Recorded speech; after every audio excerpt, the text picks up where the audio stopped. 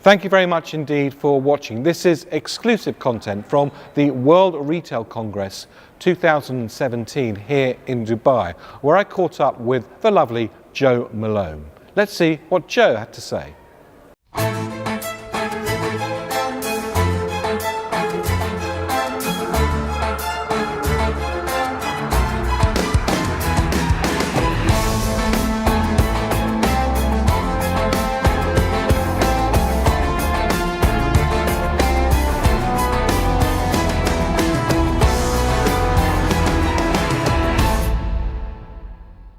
Well, I'm joined here at the World Retail Congress in Dubai 2017 by Jo Malone, the legendary Jo Malone. Thank you very much indeed for joining us. Thank you for having me.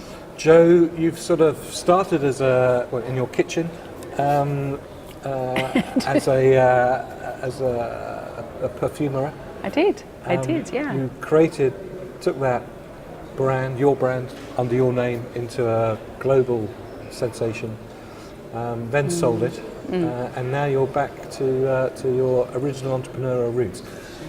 Just take us very briefly through that journey. I'm back to a kitchen sink, really. Yeah, That's exactly life comes full circle.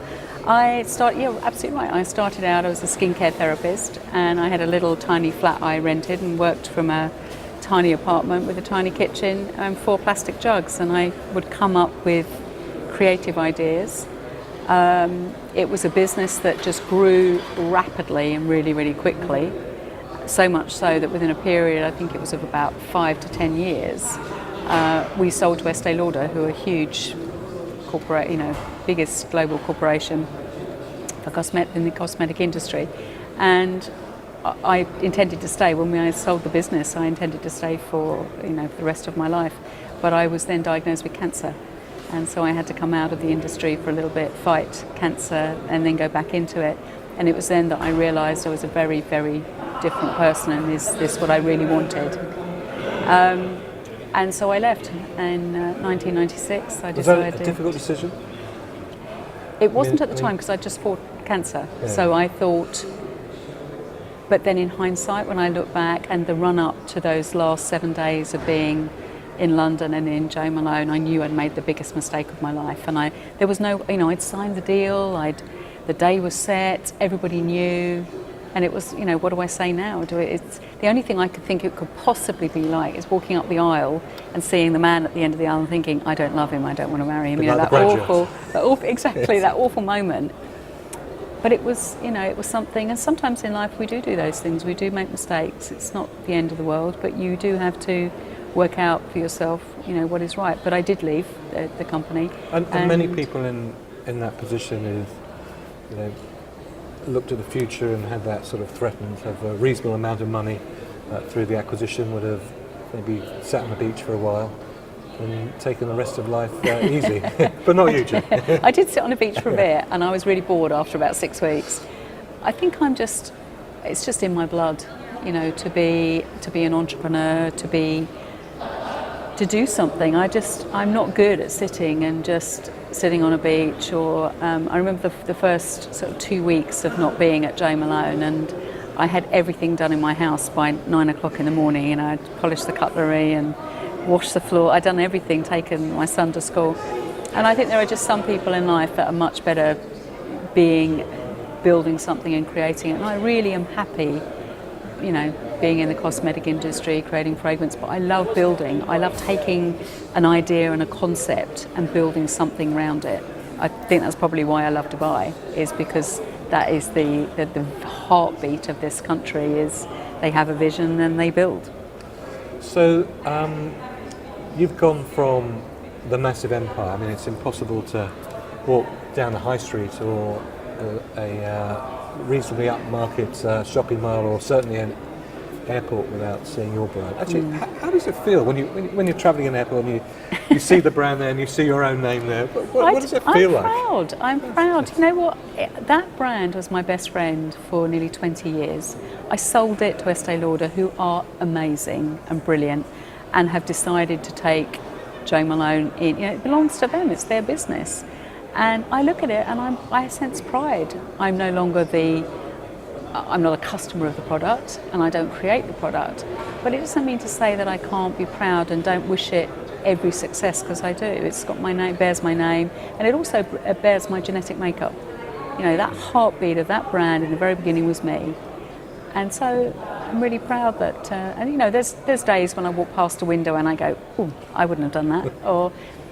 But that's just part of life. I think anybody who's built something, or any person that's moved on from a job, you have those, you know, let's be truthful and real with each other, you have those emotions. But it doesn't mean to say that I regret that decision, I don't. And I would do it again tomorrow.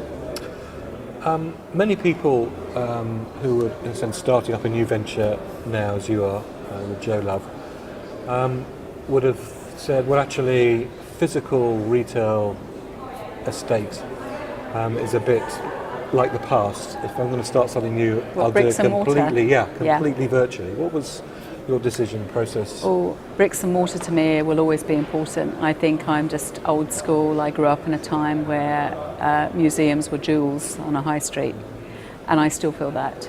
I feel challenged. You know, I sell fragrance, so you need to smell it. So anything you put onto line is a challenge, especially in taste and smell. But we're working through that, and we're finding new and different ways. So housing yourself, having bricks and mortar, and I feel like they're my home. When you walk through that door, I want you to feel, David, come and sit down. You know, what can I get you? Would you like a coffee? Would you like a glass of water? Would you like some fragrance tapas? You know, what can I do for you to make you feel really connected with this brand? And when we first opened Joe Loves, that was my big challenge. I was Joe Malone, but Joe Malone was over there and it belonged to Estee Lauder, and now I was Joe Loves. Would anyone really kind of get the connection? And I knew I had to do things differently. And just as I was speaking about this morning, we created a tapas bar in Elizabeth Street in London for your nose. So you don't eat anything, but you sit as though at a tapas bar, as though you're about to eat. And you have your menu, and out it comes, and everything is to entertain your nose. And so everything about Joe Loves is very much that. It's almost that Alice in Wonderland moment, going down the rabbit hole. It's looking at life with completely fresh and new eyes.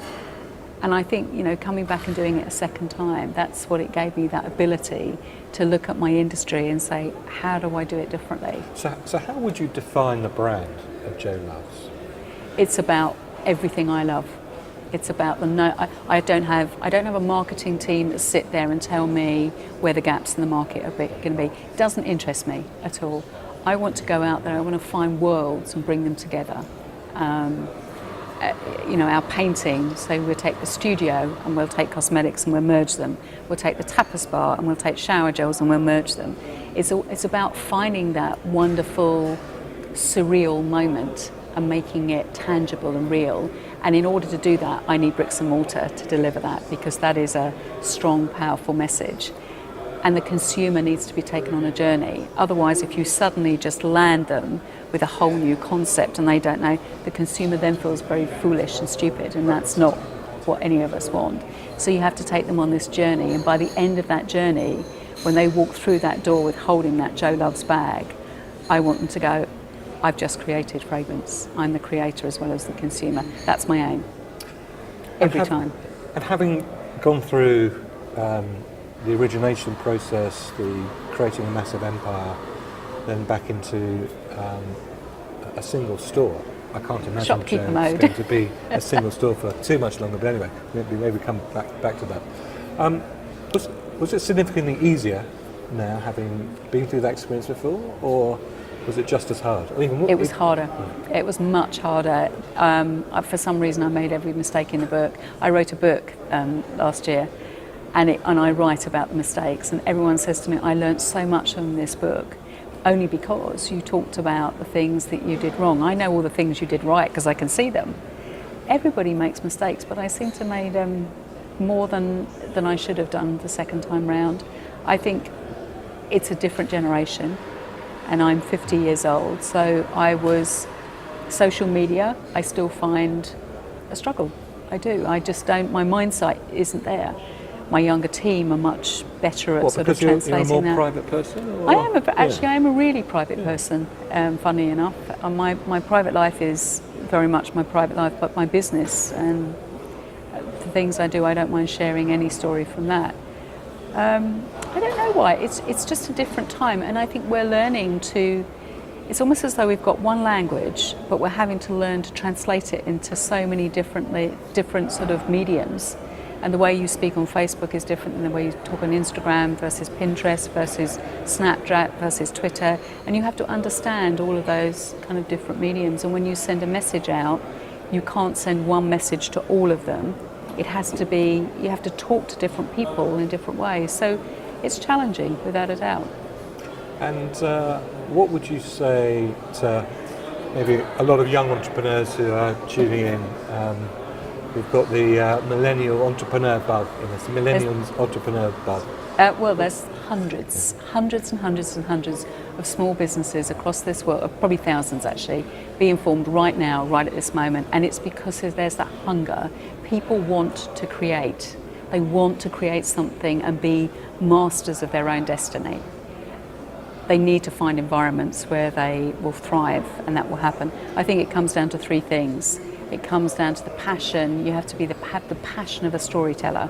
So when you tell your story, whether it be to your consumer, whether it be to the factory who are making your product, whether it be to the journalist who's just about to do a story, the passion of your story is so powerful, don't underestimate it. You need the resilience of an entrepreneur. So entrepreneurs fall down the whole time and stand up.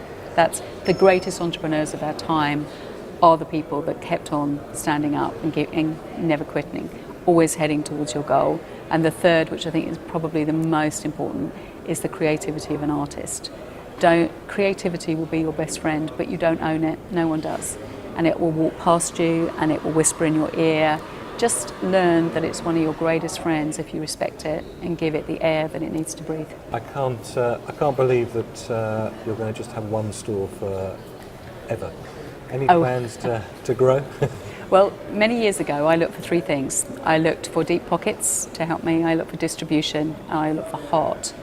And I think I'm on the hunt for those three things again as we start to distribute and take our brand out. But those three things I know are really important to me, and I need to work with partners and people who will share my vision and take risks and move out.